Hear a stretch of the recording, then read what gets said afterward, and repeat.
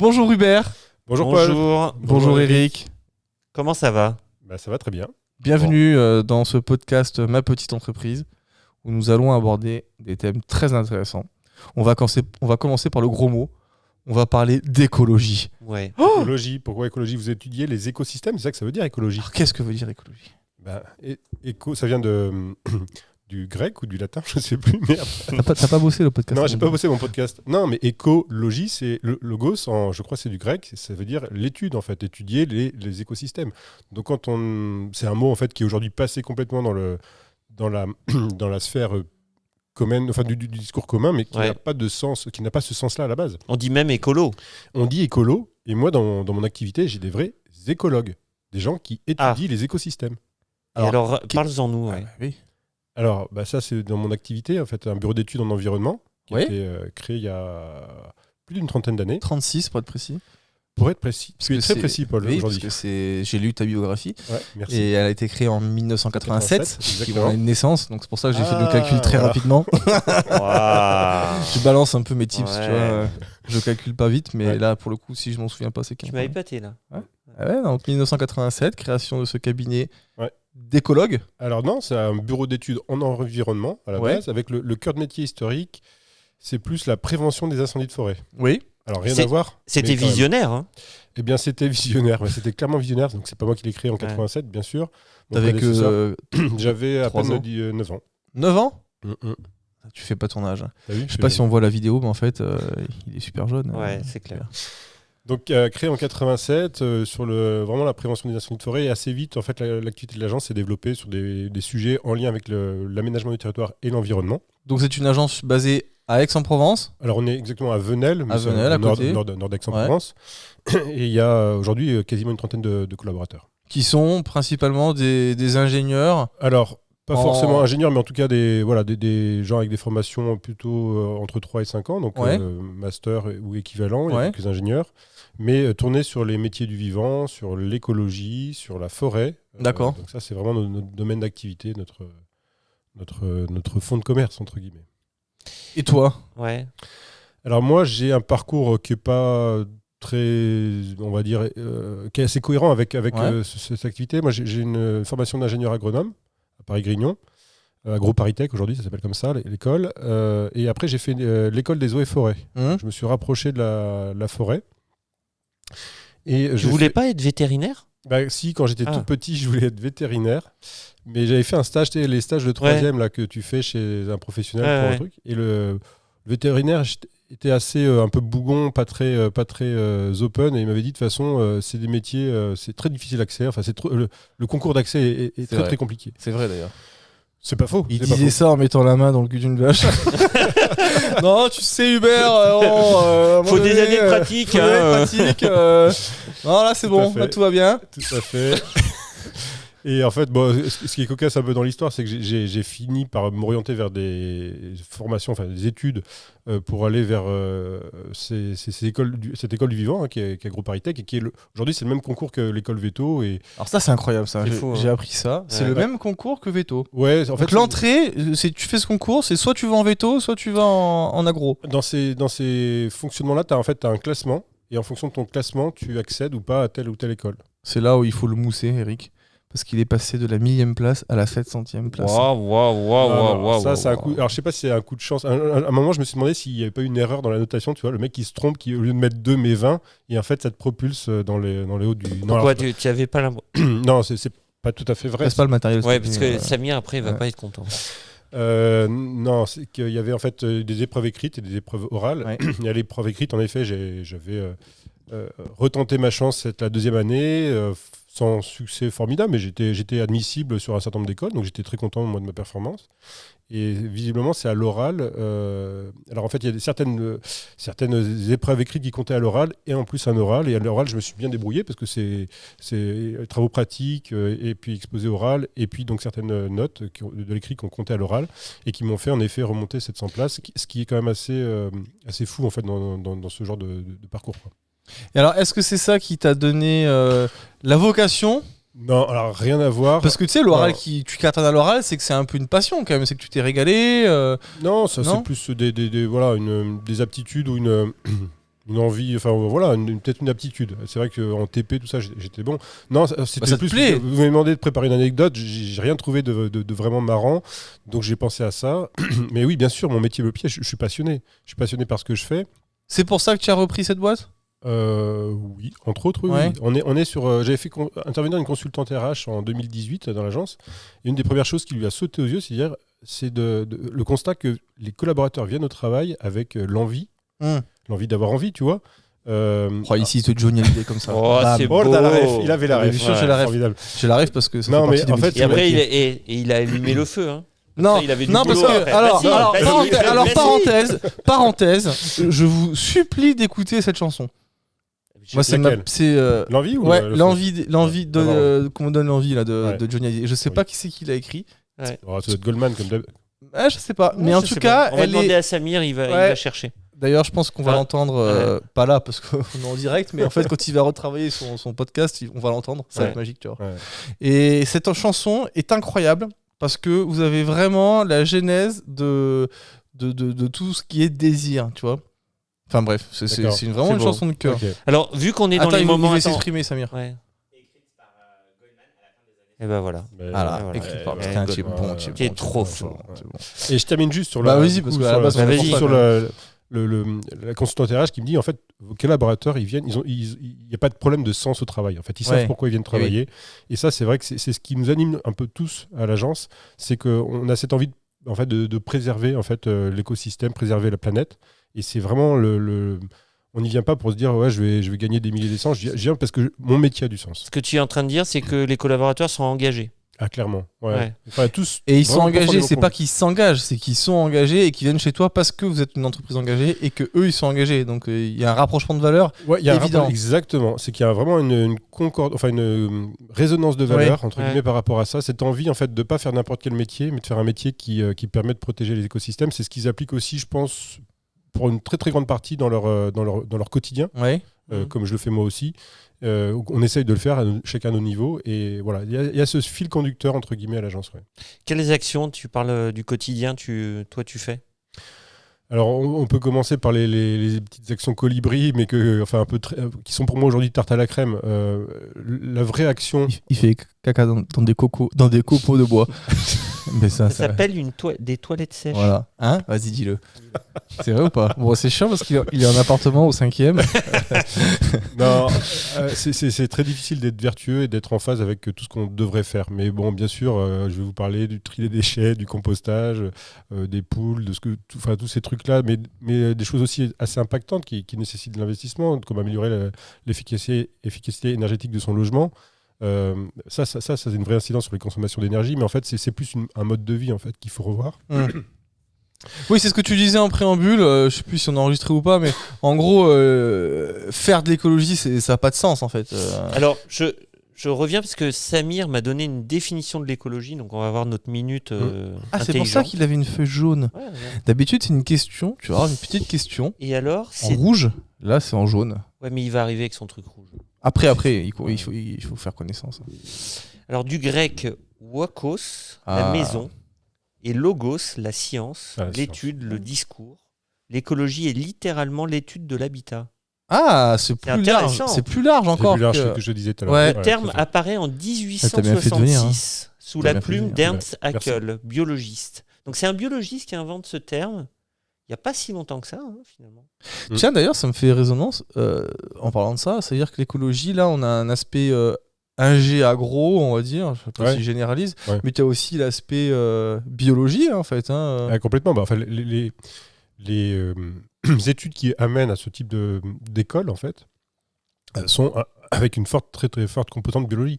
Toi, dans ton parcours, il y avait beaucoup de bio? Ah bah oui, moi j'ai fait une prépa, ce qu'on appelait prépa bio à l'époque, c'est comme les prépas maths sup, maths spé, mais avec 8 heures de bio par semaine. D'accord. Donc on bouffait de la bio et de la biologie cellulaire, de la biologie végétale, de la biologie animale, tous ces aspects-là que j'adore en fait, que je trouve vraiment passionnant. La compréhension du vivant, c'est quelque chose qui m'a vraiment, vraiment plu dans mes études. Quand il te parle de biodiversité, il a les yeux qui brillent. Regarde la caméra. Biodiversité. Montre tes yeux qui pétillent. C'est magique. Alors pourquoi tout ça? Ouais. Bah, en fait, c'est pas. Je crois que c'est venu en fait un peu naturellement. C'est une façon, peut-être un état d'être quelque part.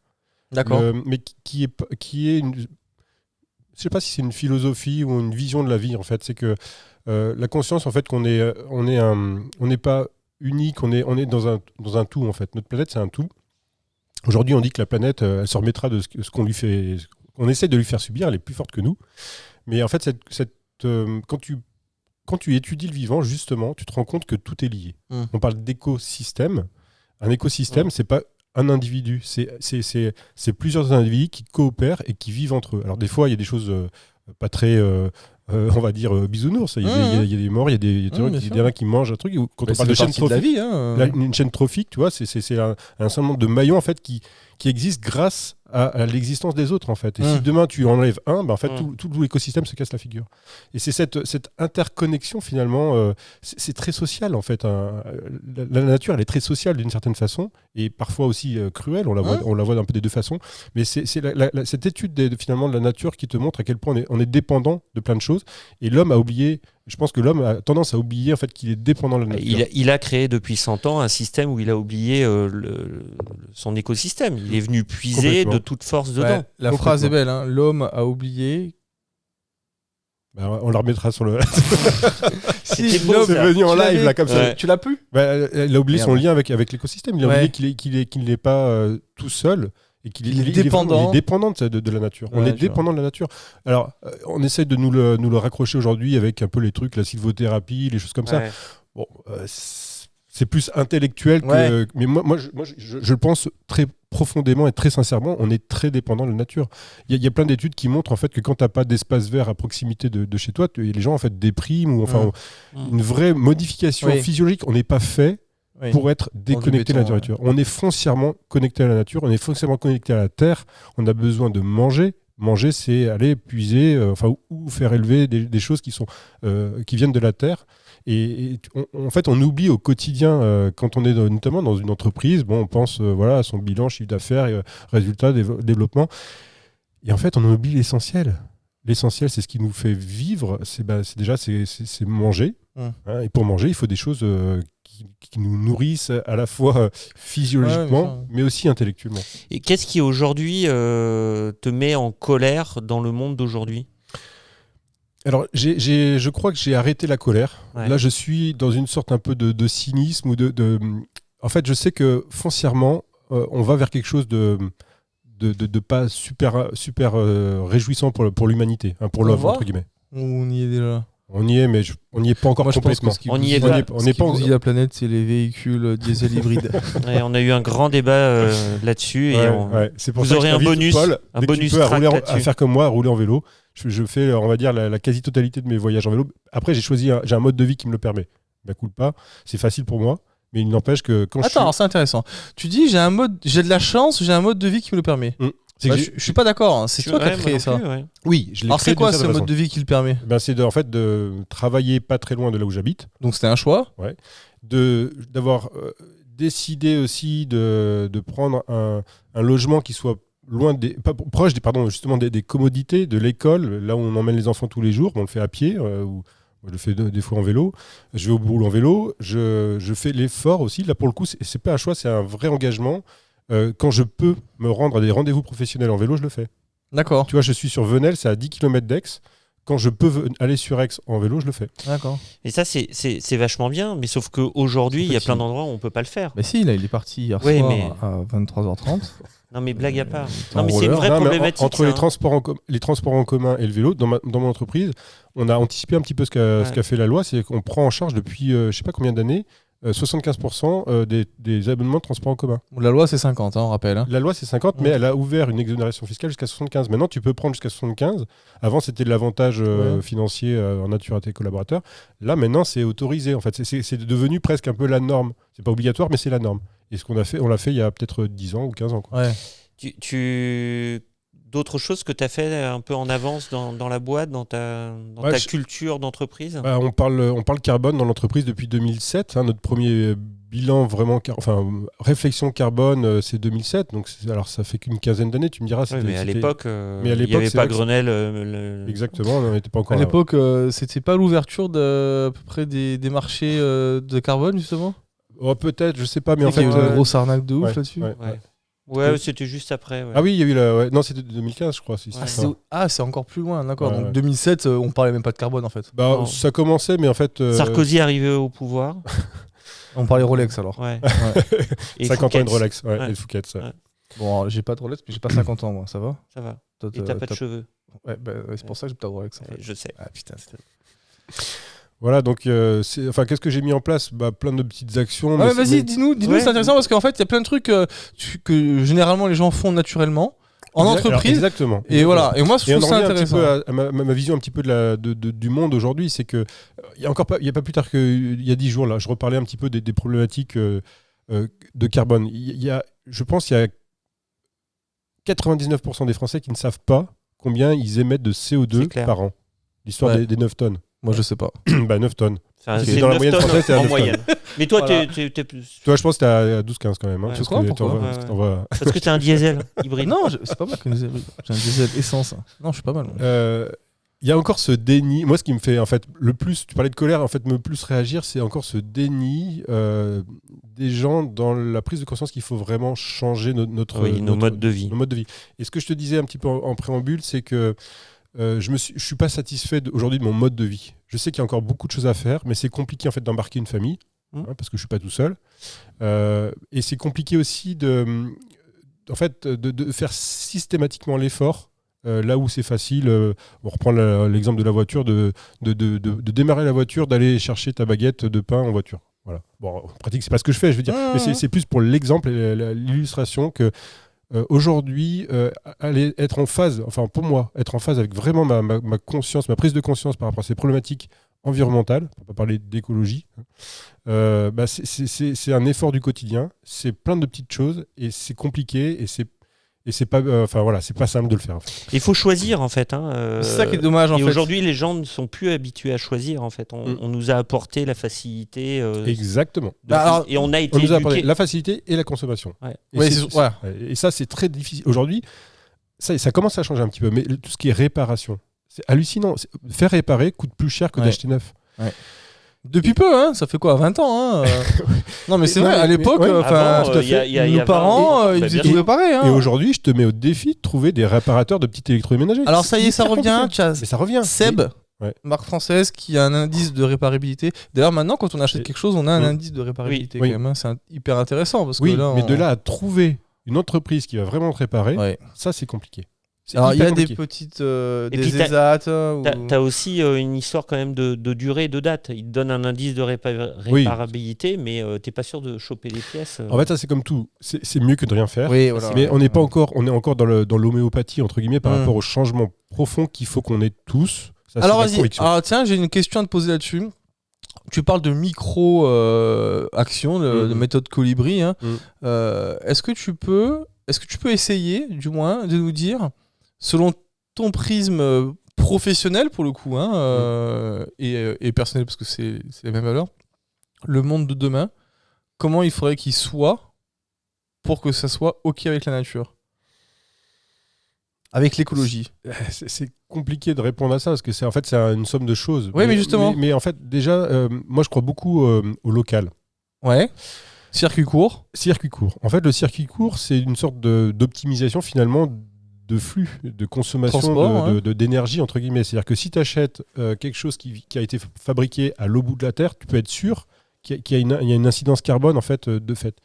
Et alors que si tu l'achètes à côté de chez toi, finalement, il y a toutes ces étapes de logistique, d'intermédiaires qui... et on parle aussi de vie chère, tu vois, aujourd'hui. Et puis t'es en maîtrise, parce que t'es en maîtrise, t'es en direct, voilà. T'es en vraie redistribution de la richesse. C'est-à-dire que l'agriculteur qui produit une tomate, en fait, il y a une valeur ajoutée à le faire ici. Donc il y a le local, et j'entends aussi la saisonnalité. Alors la saisonnalité, bien sûr, c'est sur la consommation. Ça, c'est pour la consommation de nourriture, on va dire. Alors quand tu dis local, c'est intéressant parce que y a tout un tas de choses. Alors, je vais reglobaliser le procédé. Notre méthode de consommation française et européenne, parce que c'est pas vraiment le cas des Anglais, mais en Europe en tout cas, c'est du Ricardo, tout simplement. On s'est spécialisé. Et du coup, on importe et on exporte énormément. Donc, pendant ces 20-30 dernières années, même plus en fait, on a fait l'inverse. C'est-à-dire qu'on s'est spécialisé, soit dans des pays où on faisait de la manufacture, soit des pays où c'était plus de la prestation intellectuelle. Donc on a éclaté toute cette consommation qui, à l'époque, était très centralisée en fait. Donc là, c'est un retour en arrière. Là. On remet des pattes def, les gars, en fait. Là. À l'époque, tout était fait local. T'allais à Marseille, région marseillaise, on va dire, t'avais tout. Tu vas en Angleterre, dans les grandes villes d'Angleterre, il y a plus de grandes villes en Angleterre que de grandes villes en France. Ils savent tout faire. J'irai un tout petit peu plus loin que ce que tu viens de dire. On avait tout. En fait, on avait tout ce dont on a besoin. En fait, c'est qu'aujourd'hui, chez toi, je pense, comme chez moi, malheureusement aussi, il y a plein de choses en fait dont on n'a pas réellement besoin. Un des ouvrages qui m'a vraiment marqué, c'est La sobriété heureuse de Pierre Rabhi. Je ne sais pas si tu as lu ce livre. Non, j'en ai entendu parler. On va le sous-titrer. Je t'invite à le lire. Je note. Pierre Rabhi avait cette vision finalement un peu du monde et en fait de se dire, je le mets en termes un peu de jeune, c'est ok aujourd'hui si j'ai pas tout, si je possède pas quoi en fait. Tout simplement en fait de se contenter de on en parlait ce matin avec Eric de l'avoir qui nous a été en fait qui a été quelque part une sorte un peu d'éducation. On a été éduqué à l'avoir, à la consommation. Il faut doper la consommation. Combien de fois on a entendu ça ? Mais non, la croissance, avec ce PIB qui est un indicateur qui ne reflète pas du tout la vraie richesse d'un pays. Enfin, on est dans un monde en fait aujourd'hui qui est, je trouve, un peu obsolète, qui n'est pas du tout visionnaire, qui n'est pas du tout en phase avec. Qui ne rend pas heureux. C'est-à-dire que la consommation t'injecte en fait une sorte de petits moments de bonheur, mais artificiels. En fait, c'est pas le bonheur dans la continuité. Tu parles de bonheur, mais je parle aussi je parlais de société. On a un problème sociétal par rapport à ça. Je vais reprendre l'exemple de la voiture. Ma femme, en fait, dans son milieu professionnel, en fait, elle a une voiture un peu de bas de gamme entre guillemets par rapport en fait aux autres. Et donc très souvent, on lui a fait quand est-ce que tu changes de voiture ? Mais en fait, moi, je maintiens. C'est voiture perso, tu parles, hein ? Ouais, voiture perso. Ouais. Moi, je milite pour qu'on garde cette voiture parce qu'elle a déjà. Elle fonctionne. Le seul problème, c'est qu'aujourd'hui, son énergie, elle n'est pas propre. Mais par contre, on a complètement absorbé, ça fait plus de 10 ans qu'on l'a, on a complètement absorbé la dette carbone de sa construction. Et c'est hyper important. Quand tu fais le match véhicule électrique, véhicule thermique, c'est ça la partie CO2 dans la construction du véhicule est hyper importante.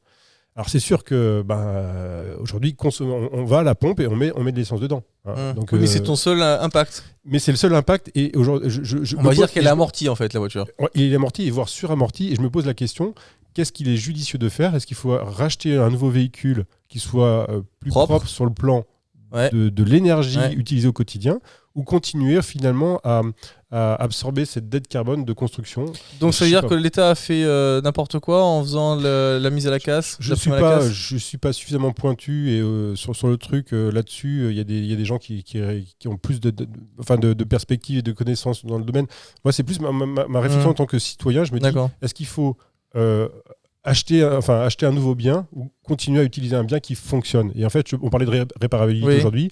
À chaque fois qu'on va chez le garagiste, le mec il fait putain, elle est vieille. Je dis oui, elle est vieille, mais elle fonctionne, elle roule. Il fait et puis on change. Puis j'avais la même politique dans ma boîte en fait. Elle passe au contrôle technique. Elle passe au contrôle technique et on fait les travaux qui vont. Dans ma boîte, c'est pareil. Les voitures, en fait, je les pousse un peu jusqu'au bout. On a monté une jusqu'à 250 km. Bon, après, il y a un moment où elle reste au garage parce que les collaborateurs avaient trop peur qu'elle tombe en panne. Donc là, ça devient un peu gênant pour l'activité. C'est un vrai sujet. Tu vois, moi qui ai des flottes de véhicules auto, en fait, les concessionnaires, enfin là, c'est pas eux, c'est à la limite la marque, te fait comprendre que ça te coûte moins cher de changer tes voitures tous les 3-4 ans. Ce qui est vrai, hein. Enfin là, j'ai changé la voiture d'un collaborateur. Moi, j'ai pas changé parce que en fait, ça m'ennuyait. J'ai cherché elle est en location, j'ai trouvé de la rendre. Mais j'ai dit stop. Moi, je vais arrêter les locations en fait, parce que tu rentres dans un système. Moi, j'ai des voitures qui fonctionnent bien longtemps, des bonnes voitures. En fait, tu rends la voiture au bout de 4 ans, 3 ans, elle est neuve, quoi. Et sauf que j'ai regardé pour l'acheter et la garder, ça me coûte plus cher. Et bien sûr, c'est le principe. Mais plus cher de ouf. Ouais. Mais en fait, c'est ce problème un petit peu de consumérisme. Et on te dit, oui, ça fait vivre des entreprises, ça fait l'activité, ça fait l'emploi. Moi, ma politique là-dessus, c'est j'achète des véhicules, on les utilise tant qu'ils sont fonctionnels, et le jour où ils sont plus fonctionnels, on les change. Voilà. Et en fait, c'est du bon sens. Tu vois, c'est pas. Imagine l'agriculteur, je reviens un peu à il y a 50 ans, il était entre acheter son tracteur ou faire une LOA, il achetait son tracteur et il l'utilisait. T'as déjà vu, c'est sur ton grand-père ou le voisin de ton grand-père qui était maraîcher. T'as vu un tracteur qui a 50 ans Du coup, selon toi, est-ce qu'aujourd'hui il faut tuer carrément des pans d'économie qui servent à rien? En fait, c'est une question fermée. Ouais, mais c'était volontaire. C'est pas qu'il faut les tuer en fait. Regarde, il réagit. C'est pas qu'il faut vraiment les tuer. Moi, je veux du mal à personne entre guillemets. C'est juste en fait prendre conscience qu'il y a certains modes de consommation qui sont has-been en fait tout simplement. On est has-been sur plein de sujets et on est obnubilé par le chiffre d'affaires, par la rentabilité, par l'argent. C'est l'argent qui aujourd'hui, alors ça fait un peu politisé mes propos, mais non, pas du tout, arrêtons de penser en fait pognon, pensons usage, économie de la fonctionnalité, et vraiment quel est l'intérêt aujourd'hui de maintenir pour maintenir finalement des plans d'activité qui sont néfastes pour l'environnement, pour notre planète, en fait, pour notre survie à nous, en fait. Et c'est ça que les gens comprennent pas. Et c'est ça qui est compliqué. C'est peut-être là où ma fibre de forestier, si tu veux, me donner une autre vision du monde. D'ailleurs, la vision, en fait, a plusieurs décennies. Ouais. En fait. Oui, quand tu plantes un arbre, voilà. Une gestion forestière, c'est sur des générations. Un arbre, ça peut être à partir de 40 ans, entre 40 et 200 ans, en fait, pour produire un arbre. C'est un temps long. C'est du temps long. Et en fait, d'essayer d'avoir cette notion un peu de temps long dans tout ce qu'on fait, dans ce qu'on produit. Alors moi, c'est différent. Je fais du service, c'est de l'étude. Il n'y a pas cette notion de durabilité, mais c'est vrai que si j'étais demain producteur de matériaux, de choses concrètes, je pense que j'aurais vraiment intégré dans mon business model la durabilité du produit que je ferais.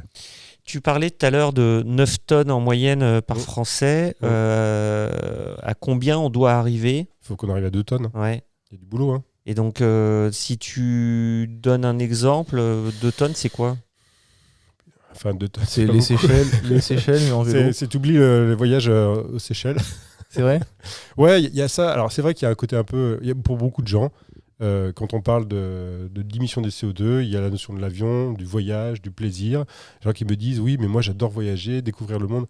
Ok, mais en fait, on t'a fait croire que tu pouvais le faire parce qu'à un moment, il y a Ryanair qui a fait une ligne aérienne et que ça coûte pas cher. Mais en fait, c'est pas le vrai prix des choses, en fait. Ouais. C'est qu'on se rend compte qu'on n'a pas du tout, excusez-moi pour les 2 gros mots que je vais dire, hein, on n'a pas du tout internalisé les externalités.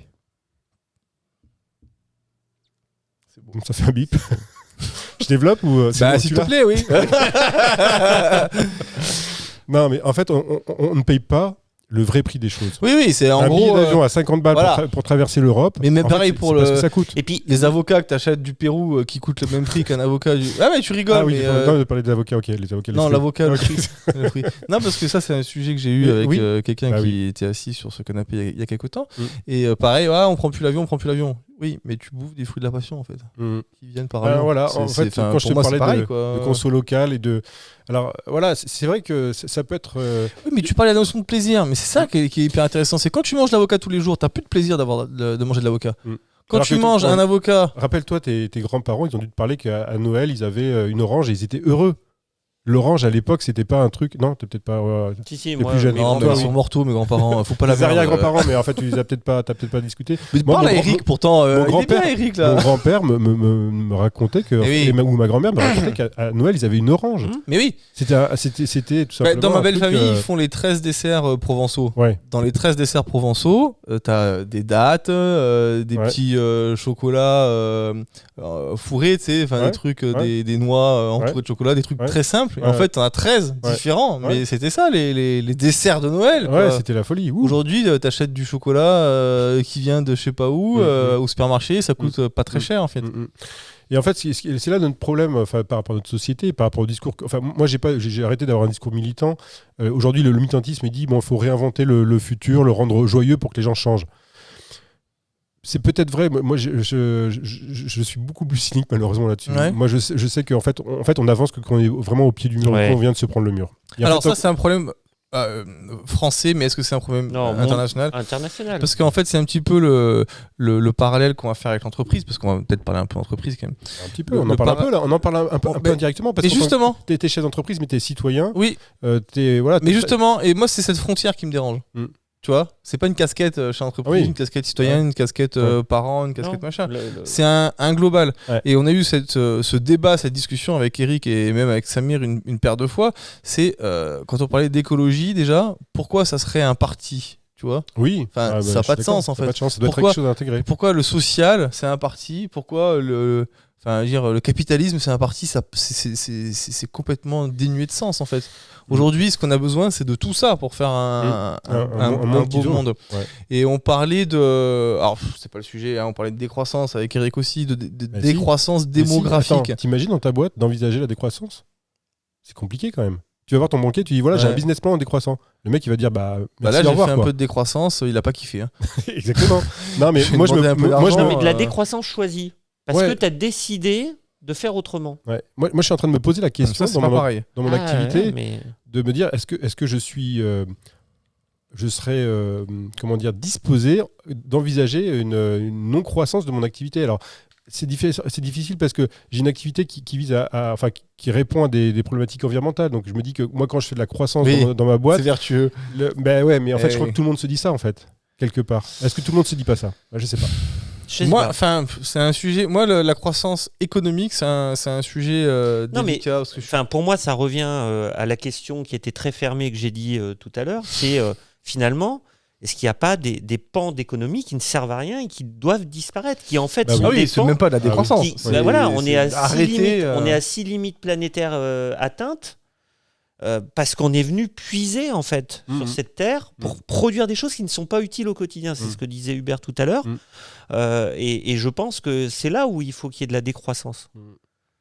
Et tu vois, moi, quand je pense à ça, je pense à la démographie.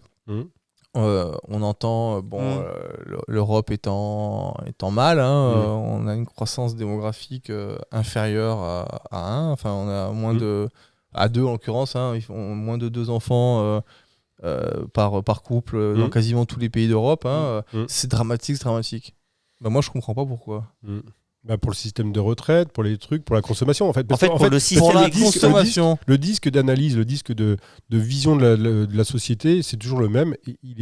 On l'a pas changé, quoi. Ça fait un siècle qu'on l'a pas changé. Quasiment un siècle. De l'ère industrielle. Donc on est bien sur le. Ce que j'aime bien, Hubert, c'est que tu nous exposes le pourquoi on a fait ce podcast avec Eric en fait. Ah ouais. Ouais. Oui, c'est pas une blague. C'est vraiment un constat où on s'est dit attends, il y a un truc qui va pas. Il faut qu'on soit acteur ou du moins qu'on mette en avant des volontés de changement de civilisation. Alors c'est encore une fois un plus gros mot. Ça fait peur. Ça fait peur. C'est ambitieux. Mais je pense que c'est à la hauteur. Mais c'est notre Graal. Ouais. Bravo. Et je suis ravi d'être du coup avec vous aujourd'hui. Si je contribue à ça, encore mieux. Je contribue en. Et si vous me réinvitez, je reviendrai. C'est vrai. Tu nous diras d'autres trucs alors. On va essayer de changer le disque. Parce que c'est vrai que cet aspect-là est hyper important et on va switcher sur la partie entrepreneuriale parce que c'est pas un gros mot non plus. Qu'est-ce qui a fait que toi, avec toutes tes valeurs, avec toutes tes ambitions écologiques, sociétales aussi, c'est la même chose en fait. Qu'est-ce qui a fait qu'à un moment donné dans ta tête, tu t'es dit je vais reprendre une entreprise? C'est une très bonne question. Alors, je voudrais juste... Je te remercie, mais c'est parce que j'ai préparé mon interview. Ouais, bien joué. Juste, l'histoire des valeurs, c'est aussi un truc qui évolue, quoi. Je pense que les valeurs que je porte aujourd'hui, j'avais pas le même discours il y a 15 ans, déjà. Et je pense qu'on est tous un peu pareils. C'est qu'on évolue, on se nourrit de ce qui se passe, des événements. Mais les valeurs sont faites pour être évolutives. Oui, pour évoluer, bien sûr. Et elles prennent plus ou moins de place en fonction de ce qui t'arrive dans ta vie et de ce que tu vois. Moi, quand j'ai été recruté par mon prédécesseur, je me destinais pas du tout à l'entrepreneuriat. Enfin, pour moi, être salarié, avoir un poste, c'était normal. Donc, sorti d'école, tu t'es fait chasser, entre guillemets, par... même pas. Tout juste. Mais c'est pas tant chassé, mais voilà. Il y a eu cette opportunité, je l'ai saisie. Le mec il m'a dit, bon, ok, ça a l'air de le faire. On a discuté, et puis on a dit, top là, on y va. Okay. Lui avait déjà en tête un peu la session d'entreprise. Moi, je l'avais pas du tout. Je me rappelle, au bout d'un an ou deux, je regardais d'autres annonces. Je me disais, tiens, Montpellier, est-ce que ça peut être sympa? Et en fait, j'ai pas une culture familiale entrepreneuriale. En fait, mon père était salarié. On n'a pas forcément ça comme ADN dans la famille. Ni dans les formations d'ailleurs. Et ni dans la formation. En effet, c'est pas une formation qui pousse à l'entrepreneuriat. Plus que ça, pas plus que ça, voire même presque peut-être un peu moins. En fait, on te fait miroiter que. Souvent dans les écoles d'ingénieurs, en tout cas, alors c'est moins vrai maintenant, mais il y a à notre époque. C'était pas le cas, on nous poussait pas forcément à être entrepreneur. Non, pas du tout. Même pas du tout. On te parle de grille de salaire que tu auras si tu vas travailler dans les grands groupes et tout ça. Bon, enfin bref. Donc non, c'était pas du tout dans mon ADN. Et en fait, c'est un peu par hasard que je suis arrivé dans cette entreprise. Pas trop le hasard pour y être arrivé, mais vraiment le hasard d'avoir repris. Et je me suis dit, tiens, il y a cette opportunité-là, fais-le. C'est pas forcément ce que tu avais anticipé, visé ou en tête. Je me suis dit, voilà, pourquoi pas, c'est une opportunité, je l'ai saisie, en fait, tout simplement. C'était il y a combien de temps ? Ça, c'était en 2009. Et donc, aujourd'hui, tes premières difficultés en 2009 quand tu reprends ? Alors là, quand tu t'es pas préparé au truc. Mais tu peux pas te préparer. C'est comme avoir des enfants. Hein. T'as beau écouter les autres qui disent voilà, mais à un moment, il faut le vivre. Oui. Ouais. Beaucoup de stress quand même. Hein. Puis surtout, t'as pas les armes. Ah bah t'as pas les armes, mais t'as pas les codes. Et oui. Moi, les premiers mois, prélèvement de l'URSSAF, ok. Prélèvement de quoi Mais normal, quoi. Hein, parce que moi, je déclare tous mes salariés. Allez, il le fout, quoi. Il y en a encore qui le font, hein, c'est bien. C'est une exception. Tous. Non, mais il est à Venelle. Il est pas à Marseille. Ah, même ceux qui pédalent pour faire l'électricité. Ouais. Et quand tu as les premiers. Passer en fait de la gestion de ton portefeuille, ton relevé bancaire, où il y a au mieux de 3-0, là où c'était 4-5 avec des charges et tout, tu te dis, mince, comment je vais faire ? J'en dormais pas la nuit. Je me dis, putain, comment je vais faire pour payer les 10 000 euros d'URSSAF ? Puis en fait, tu vas voir ton banquier, lui, il a l'habitude, il voit ça tous les jours, il dit, faites une DAI, un truc. Puis en fait, ça se passe. Et en fait, mais c'est ces trucs-là, quoi. Donc t'as appris sur le. J'ai appris sur le tas, en fait. Et dans le dur, un peu dans le dur. Il y a un entrepreneur marseillais que j'entendais l'autre jour qui disait l'entrepreneuriat, c'est du sang et des larmes. La sueur, oui, il y a ces trois-là. Il y a beaucoup de stress. C'est pas simple, en fait. Le monde économique, c'est pas le monde des bisounours. C'est tout le contraire. L'administration, elle est tout simplement droite et rigide, hein, donc tu es dans une case où tu l'es pas, et en fait il faut composer avec ça, et c'est vrai que quand tu connais pas, quand t'es pas armé pour ça, c'est un peu difficile. Les premières années ont été vraiment difficiles. Alors c'est difficile, l'aspect, alors ça c'est c'était censé être discret, mais en fait je dis ça à chaque fois, mais en fait c'est pas discret, donc on l'assume. C'est une question que Samir te pose. D'accord. Tu la lis quand tu veux. D'accord. Tu y réponds quand tu veux. Ouais, ok, mais j'écoute. Bon, faut que j'arrête de dire tu la lis quand tu veux, parce que du coup, je suis en train de lui poser une question. Donc, il arrête, il n'a rien à cirer, il arrête, il lit la question. Il la lit, là. Voilà. Quand il a envie, d'ailleurs. Hein. Voilà, ouais. Donc, je vais arrêter de dire ça. On va faire un truc, Samir, c'est qu'on va les poser à la fin, les questions. Quand tu vois que ça sent la fin, tu sais, quand tu nous lèves la main pour dire que ça fait 45 minutes ou quoi, hop, tu peux enquiller la question. Ouais. Moi je voudrais revenir un petit peu sur l'aspect managérial d'entreprise. Donc t'as un côté entrepreneur que tu apprends sur le tas au forceps, dans la douleur. Bon, ça c'est digéré, c'est la vie. T'as choisi, on va pas te plaindre. C'est un peu un choix. C'est un choix. Faut l'assumer, mais après c'est dur. Ça peut, voilà, il faut juste en être conscient. Et moi je voudrais quand même regarder les employés des entreprises petites, moyennes et grosses. C'est dur en fait. Faut pas croire que c'est simple. Voilà. Pour autant, d'ailleurs, il y a des moments de satisfaction et de fierté tellement forts. Donc ça, c'est une première chose, c'est pas facile. La deuxième chose, c'est l'aspect relations humaines. Je vais te poser la question, même si je pense connaître la réponse. Donc tu n'apprends pas l'entrepreneuriat dans ton école, forcément. Est-ce que tu apprends le management ? Pas beaucoup plus. Pas beaucoup plus. Non. Alors que, on va dire, le management, c'est pas parce que tu es entrepreneur, enfin, c'est pas parce que tu n'es pas entrepreneur que tu n'es pas manager. Exactement. Ouais. Donc, c'est vraiment des compétences, presque des compétences différentes. Ouais. C'est pas les mêmes compétences. C'est des compétences différentes qu'on peut agglomérer ou pas. D'ailleurs, un chef d'entreprise n'est pas forcément un bon manager, et un bon manager n'est pas forcément un bon chef d'entreprise. Faut bien décorréler ça. Comment tu as passé cette étape de étudiant, salarié, puis manager? C'est une très bonne question aussi. T'as vu que je pose des bonnes questions. T'es chaud. Je suis chaud là. Je t'écoute. Un peu comme l'entrepreneuriat finalement. Ça s'est fait sur le tas, quoi. Ça s'est fait sur le tas avec des erreurs, avec des choses que tu as fait que tu regrettes. Tu peux nous en citer ? pour qu'on apprenne. Alors, parce que moi, je suis partisan de j'apprends des erreurs en fait. Et si les gens qui nous écoutent pouvaient ne pas faire les mêmes erreurs parce que quelqu'un les a déjà faites, je trouve que ça serait super. T'as arrêté de battre tes employés ? Ouais, c'est ça. En fait, j'ai arrêté de faire pédaler les gars pour produire de l'électricité. Non, c'est. En fait, je sais pas comment le tourner pour que ce soit positif. En fait, ne le tourne pas. Alors, je te livre un peu l'anecdote. J'ai fait l'erreur en fait de vraiment faire confiance à quelqu'un en franchissant un petit peu des choses. En accordant des arrangements que j'aurais jamais dû faire, qui m'ont été un peu, qui auraient pu m'être reprochés derrière. Et en fait, si tu veux, moi, ça veut dire quoi, faire trop confiance ? En fait.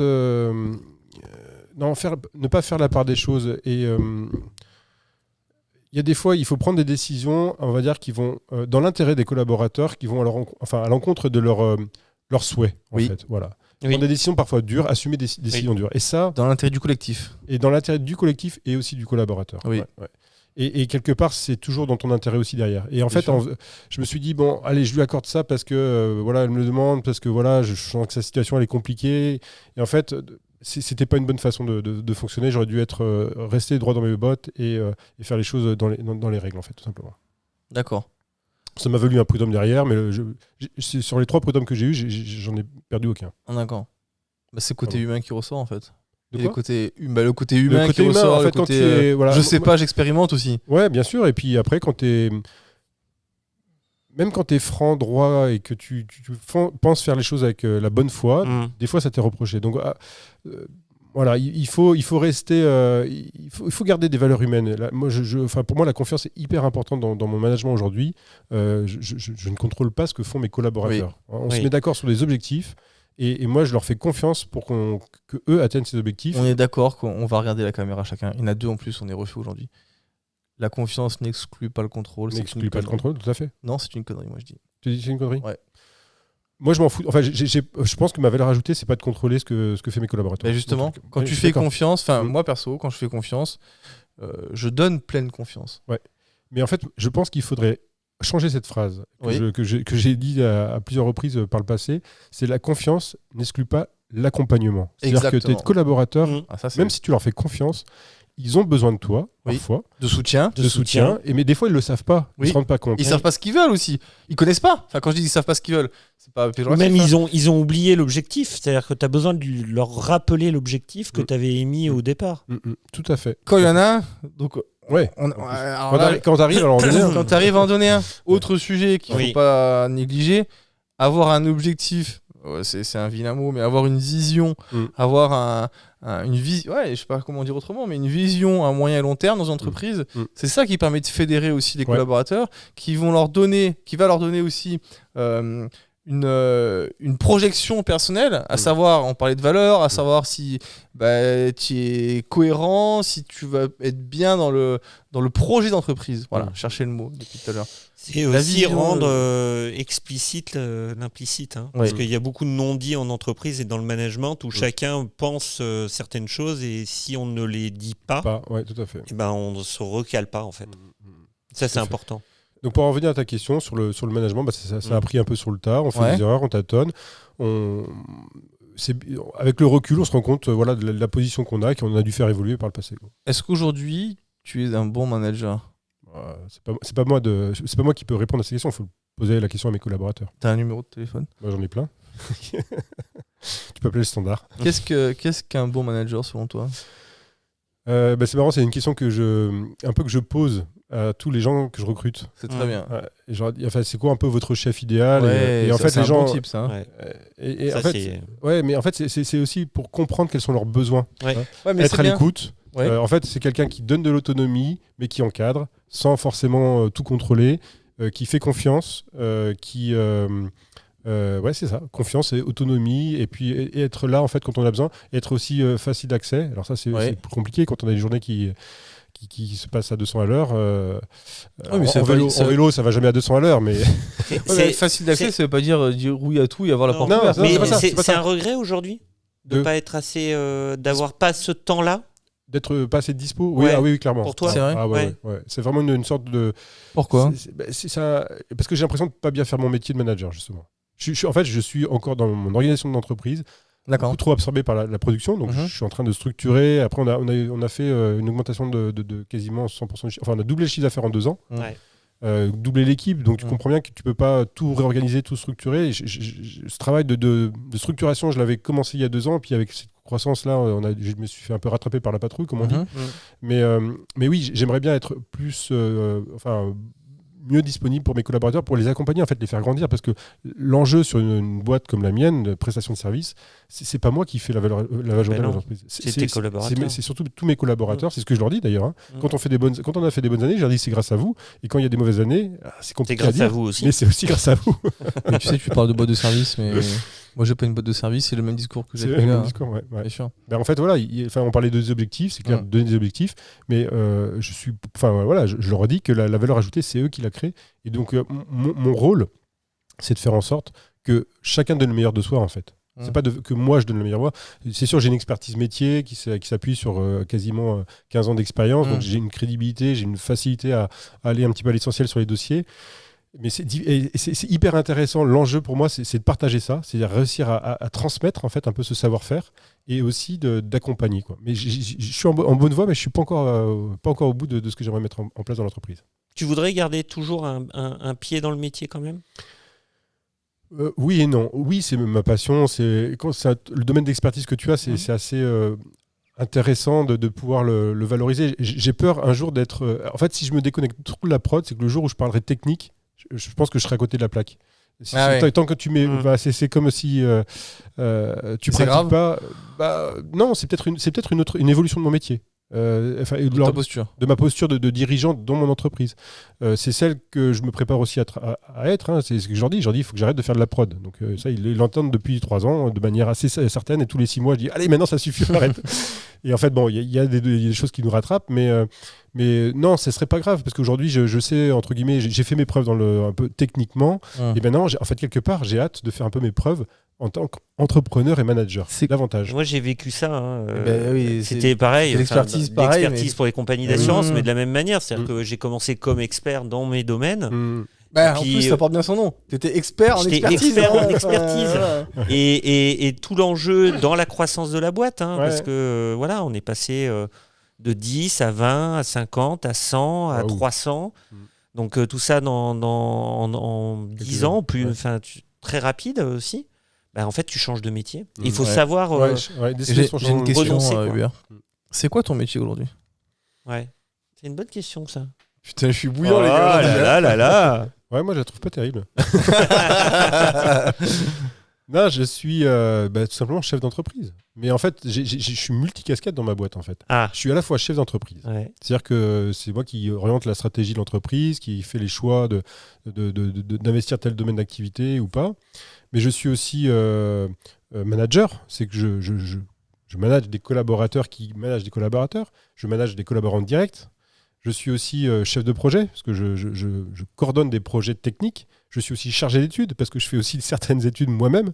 Et je suis même technicien sur certaines tâches de certaines études que je vais pas en fait déléguer à des collaborateurs, parce que ça prendrait presque plus de temps de leur expliquer le pourquoi de comment que de le faire moi-même. Donc en fait, je suis un peu cette casquette-là de tout le métier. Je suis aussi le bricolo, le factotum de l'agence. Quand il y a un truc, une ampoule à changer, ou il y a... T'es comptable aussi ?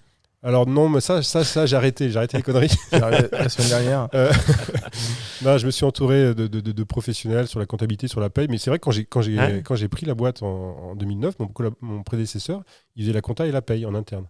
Moi, je trouve que le fait de faire tous ces tâches externes, ça parasite le métier, en fait. Bien sûr. Complètement. Ah oui, j'ai mis un peu de temps. Mais c'est pas que le temps, ça parasite l'esprit, en fait. La clarté de l'esprit. Mais en même temps, tu parlais de... Tu comprends un peu les enjeux sur la compta. Alors, au début, il n'y a pas de sujet. Par contre, surtout dans le cas d'une reprise, qui était mon cas, effectivement, au début, si tu ne mets pas les mains dedans, tu ne comprends pas. Mais très vite, je pense qu'il faut passer au-delà. Parce que tu te libères du cerveau pour ton projet d'entreprise. Moi, j'insiste sur le projet d'entreprise. Et la vraie différence entre un dirigeant qui a la tête dans le guidon et un dirigeant qui a un projet d'entreprise, c'est tout simplement la durée de l'entreprise. Au bout d'un moment, tu arrives à fédérer, tu arrives à avoir un projet long terme, etc. Et alors, je vais te poser une question. Encore une, putain, j'en ai plein. Samir, il a une petite photo, il nous la mettra peut-être, où je suis déguisé en fée. Oui. J'en sors la baguette magique, les gars. Ouais. Là, tu m'as parlé de ton métier aujourd'hui. Ouais. Quand je t'ai dit quel est ton métier, tu m'as sorti une liste comme ça. Ouais. Demain, après-demain, dans 5 ans, si, admettons que je sois une fée, alors tu la vois ou la fée ou pas? Ouais, complètement. En rose, là, avec les exactement, la baguette dorée, là. Exactement. Tout à fait. Hop, on se télétransporte dans le futur. Et c'est quoi ton métier aujourd'hui? Eh bien, c'est vraiment être sur cette posture de chef d'entreprise, d'être, de plus faire de prod. Aujourd'hui, à 30, je peux pas être au four et au moulin. Donc, il faut vraiment que je me concentre sur la valeur. Enfin, où est-ce que j'apporte la valeur ajoutée, en fait? Très bien. Je suis en train c'est ça ma question un peu du quotidien. C'est la tâche que je fais aujourd'hui. Est-ce que j'y mets la valeur ajoutée que je peux apporter? Oui. Et clairement, je pense pas aujourd'hui apporter le maximum de valeur ajoutée. Ouais. Après, voilà. Donc, demain, c'est être vraiment dans cette logique de chef d'entreprise, de coordinateur plutôt, d'équipe. Et puis aussi, vraiment d'entrepreneur. C'est-à-dire qu'il y a des sujets dont on a parlé longuement tout à l'heure qui nous tiennent à cœur et sur lesquels mon entreprise, je pense, a aussi des choses à faire. Donc aller explorer, prendre des risques, investir, tester, expérimenter. C'est ça être chef d'entreprise, quoi. Super. La question de Samir. Moi, je suis impatient depuis tout à l'heure. Je me demande, mais c'est quoi cette question? En plus, elle a l'air longue. Il y a un rating inverso en plus. Mais oui, c'est pour ça. En fait, elle est hyper politique, mais je suis pas. Alors, Samir est en roue libre aujourd'hui. D'accord. Je vous le préviens tout de suite. Il s'est coupé les cheveux. Déjà, c'est assez incroyable. Il s'est coupé les cheveux. Il nous a pas affiché toutes les 15 minutes le temps. Donc j'ai demandé tout à l'heure, tu vois. Mais normalement, il est hyper sérieux. Il nous fait 15 minutes, 30 minutes, machin. Là, volo complet. Donc on est allé en freestyle. Mais j'ai kiffé parce que du coup, c'est un podcast qui est... Moi, j'ai rempli mes 3 items. Je suis content. Mais on en vient à la question, à la question de Samir. Il faudra lui faire comment ça s'appelle, moi, j'ai la fée. Lui, il faudra lui faire un truc avec la question, une petite icône. Alors, le mouvement Soulèvement de la Terre vient d'être dissous en Conseil des ministres. Face au soutien du gouvernement à des projets écocidaires, est-il temps d'entrer en résistance pour protéger le vivant face au capitalisme? Hyper engagé, ça. Hyper engagé, il est provocateur. Il y en a une autre derrière ou... Non, c'est ça. À la limite, on clôt le podcast et puis vous en discutez tous les deux, non? Non, je déconne. C'est une très bonne question, hyper intéressante, mais en fait, dur à résumer. Elle est très politique. Après, moi, je pense que la question, elle illustre aussi un peu tous les paradoxes face auxquels on est confronté. Samir, et le gouvernement, à côté de nous. Le gouvernement, entre autres, en fait. Je ne suis pas pour ou contre ce gouvernement ou pour ou contre ce genre de décision. Ce que je vois, c'est qu'il y a des gens, par contre, qui sont des vrais militants, là, beaucoup plus que je le suis. Et c'est peut-être ça aussi qu'il faut... il faut reconnaître, il y a des gens qui ont vraiment conscience de ce qui se passe et d'autres un peu moins. Voilà. Il y a des gens qui sont dans leur tour d'ivoire, qui voient ça, qui voient des horizons de temps en fait, complètement décorrélés de la réalité. Et peut-être qu'il y a une fraction de la population qui se rend compte qu'il y a une urgence climatique. On n'en parle plus de l'urgence climatique parce que c'est peut-être anxiogène. Non, mais c'est qu'une urgence quand ça fait 15 ans qu'on en parle, c'est plus une urgence. Donc parlons de l'importance climatique. En fait, très bien, Paul, tu as trouvé le truc. Parlons vraiment de l'importance climatique. Arrêtons de parler de cette urgence, même s'il faut aussi traiter cette urgence, mais parlons de l'importance climatique. Il y a une urgence à l'échelle des millions d'années de la Terre. Mais en fait, à l'échelle de nous, êtres humains, c'est pas le même laps de temps. Donc en fait, c'est pour ça que... Non, mais pour autant, ça va être d'autant plus difficile. On parlait d'être au pied du mur, là. Quand on va se prendre le mur en pleine poire, ça commence avec les chaleurs. Les gens commencent à... Mais j'ai lu encore des articles, il n'y a pas si longtemps, dans les continents voisins, là où on est encore hyper climato-sceptique. Il y a des incendies de forêts gigantesques au Canada, et les gens en fait disent c'est les écolos qui ont mis le feu, quoi. Enfin, on hallucine, quoi. Ça me rappelle le film Don't Look Up. Voilà, c'est ça. C'est exactement ça, en fait. Il y a une météorite, on va se la prendre sur la tronche. On la voit là, hein. Mais non, tout va bien. La technologie va nous sauver. C'est les médias qui. Mais enfin voilà. Il y a peut-être un peu de ça aussi, mais en tout cas. Ouais. Alors, je voulais rebondir. Tu parlais de résistance, j'ai plus le terme exact que tu as employé. Mais alors, à quelle échelle il faudrait commencer cette nouvelle étape? Bien, revenons à... c'est quoi notre dénominateur commun à tous, Même les gens nous 4 non, j'ai une idée, mais c'est pas très... Mais même les gens qui nous écoutent, on est tous des consommateurs. J'entends souvent en fait des critiques. On va parler de Total par exemple. Total, producteur de pétrole. Mais qui est-ce qui va mettre qui consomme de l'essence dans sa voiture? Que ce soit Total, BP, n'importe qui. C'est nous consommateurs. C'est notre pouvoir en fait. Notre pouvoir de changement, il est en nous. Il est foncièrement en nous. Et la résistance, elle doit arriver de là. C'est-à-dire, arrêtons de céder aux sirènes du consumérisme. Revenons sur des choses simples, pragmatiques, locales, transparentes. Arrêtons de vivre dans un monde en fait qui ne nous supporte plus en fait. Il y a un monde qui ne nous supporte plus. Et on fait nos princesses, on continue à faire nos princesses. Je te confirme. Merci. T'as un mot à dire, Samir ? Oh là là Merci beaucoup pour cet échange. Je pense qu'il y a un niveau d'intervention politique quand on parle d'engagement écologique, quand on parle de limiter ses transports en avion. C'est bien de faire les choses à notre niveau et de commencer par là. Mais par exemple, on sait que la couche d'ozone, par exemple, quand elle a commencé à être grignotée, c'est des politiques internationales. Tous les pays du monde se sont mis d'accord pour limiter justement ces gaz qui ont grignoté la couche d'ozone. Et du coup, si on se disait, oui, je vais mettre un peu moins de déodorant ou je vais choisir une autre marque, en fait, on a réglé le problème. On aurait été grillé sur Terre. Et du coup, c'est vraiment des politiques internationales fortes qui ont permis petit à petit à la couche d'ozone de se reconstituer. Mais on a eu en 1992 sommet de Rio, on a eu la conférence de Paris en 2000, c'était combien 15 15, oui. En fait, les grandes politiques internationales, c'est des vœux pieux, quoi. Mais pourquoi c'est du lobbying économique. Bien sûr, il y a tous ces trucs-là, mais en fait, c'est pour ça que moi je pense que tu parles de résistance et de révolution, c'est à nous de faire notre propre révolution à nous, en fait, dans notre façon de consommer, dans notre façon d'être, dans notre rapport au territoire. J'ai discuté encore en famille, là, on parlait de voyage à l'autre bout de la Terre. Je dis, mais non, mais arrêtons, quoi. Arrêtons ça. Et on entend, oui, mais en fait, c'est pas si grave que ça. Mais non, en fait, le problème, c'est faisons-nous violence à nous-mêmes déjà. Et on peut être heureux. Hein. Enfin, moi, il y a 15 jours, je suis parti avec mon sac à dos et j'étais très, très, très heureux. Mais j'en suis persuadé. C'est vrai qu'on a tendance à dire, oui, les discours écolos, c'est un peu anxiogène, ces trucs. Arrêtons ça. En fait, c'est pour ça que je reviens à Pierre Rabhi, la sobriété heureuse. Sobriété heureuse. Vivons heureux, simplement. Ça peut être joyeux, hein, tout ça. C'est à nous de le choisir, par contre. Exactement, c'est notre choix. C'était Hubert, Samir, Eric et moi-même pour cet énième épisode de Ma Petite Entreprise. Merci à tous. Merci. Et à très bientôt. À très bientôt. Super.